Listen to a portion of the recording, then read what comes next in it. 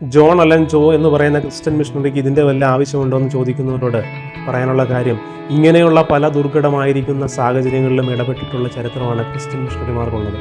നമ്മുടെ കേരളത്തിലെടുത്ത് നോക്കിയാൽ കേരളത്തിന് എന്തുകൊണ്ട് നമ്മൾ സാക്ഷരതയിൽ മുന്നിൽ നിൽക്കുന്നു എന്ന് ചോദിച്ചാൽ, അല്ലെങ്കിൽ സാംസ്കാരികപരമായിട്ട് നമ്മൾ മുന്നിൽ നിൽക്കുന്നു എന്ന് ചോദിച്ചു കഴിഞ്ഞാൽ അതിന് അടിസ്ഥാനമിട്ട മനുഷ്യര് ക്രിസ്ത്യൻ മിഷണറിമാരാണെന്നുള്ളത് നമുക്ക് കാണാനായിട്ട് കഴിയും.